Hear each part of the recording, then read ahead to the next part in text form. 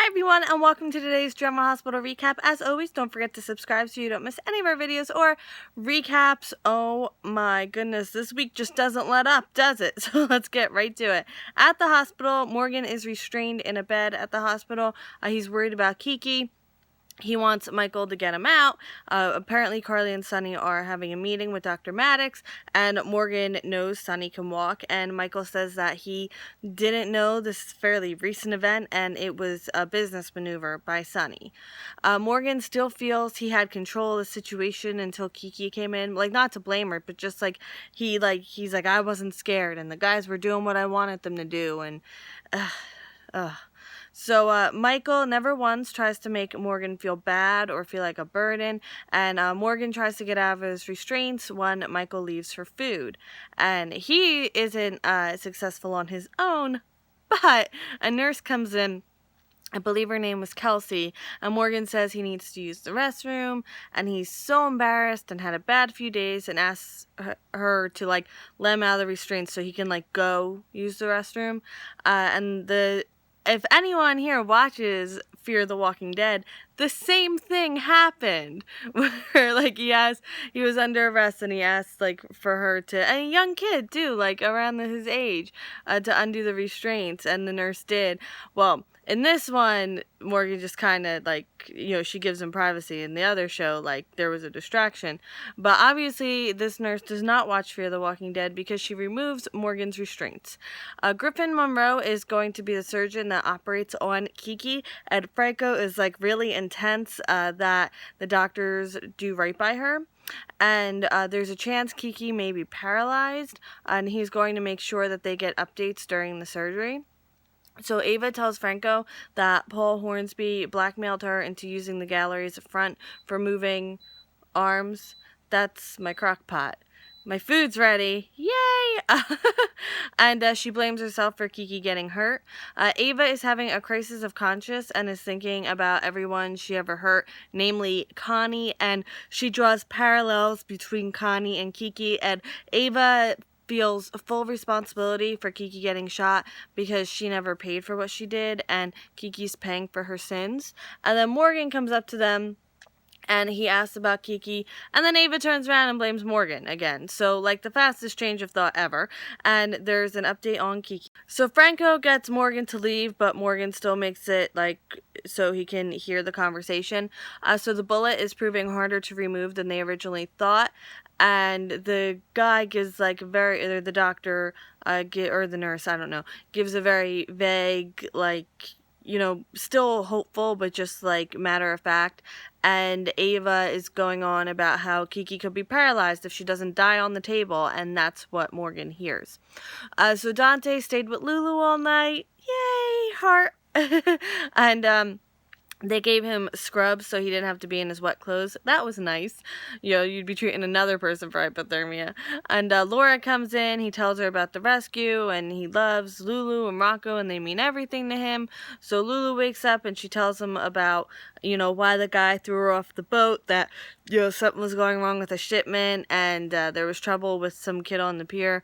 And Lulu can describe her attacker, and Dante's going to get a sketch artist up there, and they seem really good. They even have, a back and forth, an officer, I don't know, a nice back and forth, and it makes me hopeful for Lante. And they were working on their issues before this rescue, so it's not like this rescue, magically made this happen. They were already making it happen for themselves. Nicholas, I didn't know if I want to say Nick or Nicholas, so I kind of just said Nicholas, tells Laura about the wedding, or the disaster of a wedding. Well, actually, the wedding was good. It was what happened after, the pronouncement that was bad. So Nicholas thinks Hayden's memories about being shot got triggered last night, no pun intended. So Laura asks Nicholas if he married Hayden to make it right for trying to have her killed. Nicholas is sure Hayden will never find out he had her shot, and he's also sure that Hayden currently has no idea.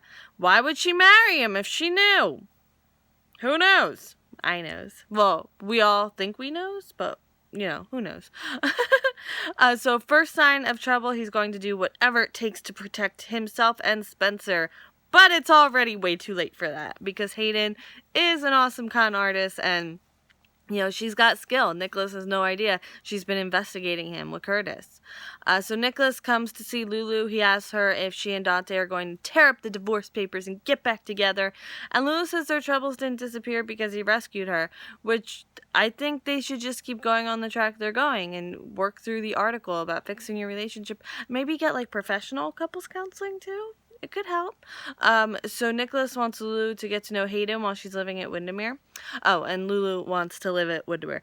Anyway, so Michael tells Dante that a nurse let Morgan out, and he's going to find him on his own so Morgan doesn't feel betrayed that he brought Dante in on this whole thing. And the doctor tells Dante he's releasing Lulu today, and he can take her home, and Dante smiles, and I think Dante are on different pages, and I hope this doesn't throw them off.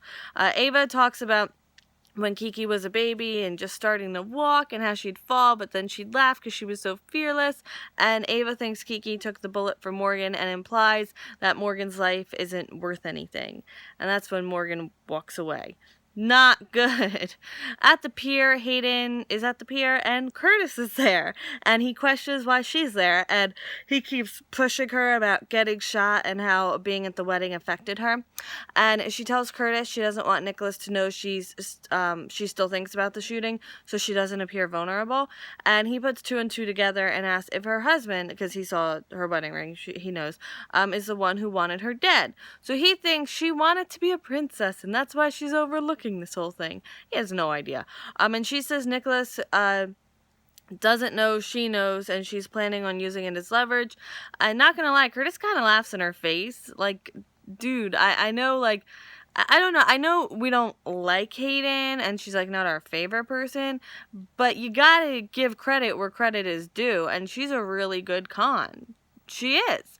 Whether that's a good thing or a bad thing, we shall see.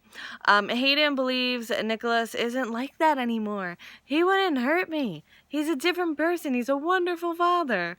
And he loves his son. And he loves me. And Curtis tells her to keep his number and turn on Nicholas before he turns on her. At Shriners Hospitals for Children, Monica visits Jason and Elizabeth and Jake.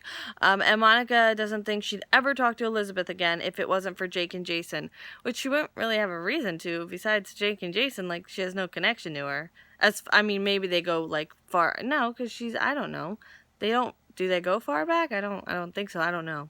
Just what I'm saying. It's like, and Elizabeth kind of comes up, hears what she said, and she's like, I don't blame you. I don't even want to talk to me. She doesn't say that, but, like, I feel like she said it in her head. And Elizabeth is grateful for Monica's support. Shriners allows and makes parents comfortable in the child's room if they want to stay overnight. So that's where Elizabeth was. So Jason tells Monica that Elizabeth has taken responsibility for everything, and Elizabeth does personally apologize to her. And Liz is the one who got through to Jake about the lies he told. So Jason just wants Elizabeth to get credit where credit's due for that.